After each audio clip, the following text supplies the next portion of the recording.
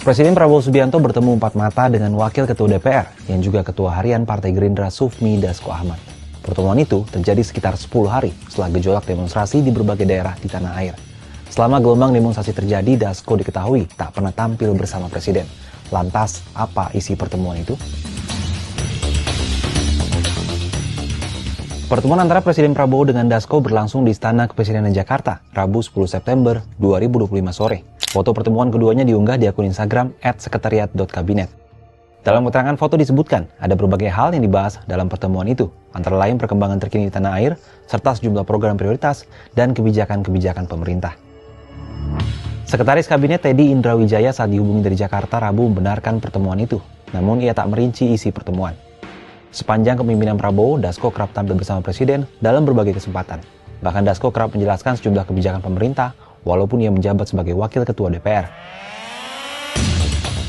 Setelah demonstrasi mereda, Dasko mengumumkan sejumlah poin kesepakatan yang sudah diambil DPR untuk merespon tuntutan publik.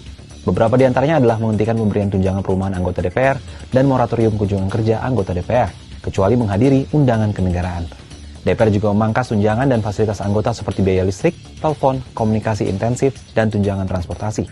Tak hanya itu, DPR juga menjanjikan pembahasan rancangan undang-undang perampasan aset. RUU ini dijanjikan akan dibahas hingga tuntas pada tahun ini. Pertemuan empat mata antara Presiden Prabowo dengan Wakil Ketua DPR Sufmi Dasko ini pun menimbulkan pertanyaan. Pasalnya, Dasko merupakan perwakilan legislatif yang seharusnya tidak perlu melapor kepada Presiden sebagai eksekutif. Seperti apa penjelasannya? Peneliti Forum Masyarakat Peduli Parlemen Indonesia Lusius Karus mempertanyakan pertemuan Presiden dengan Dasko. Menurut dia, kebijakan yang diambil DPR semestinya tak perlu dilaporkan kepada Presiden karena bisa memunculkan beragam tafsir.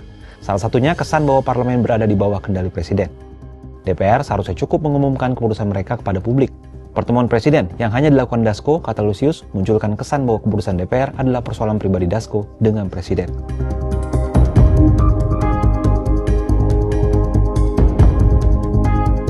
Apalagi menurut Lusius, salah satu tuntutan masyarakat adalah memastikan DPR menunjukkan diri sebagai institusi yang menjadi representasi rakyat.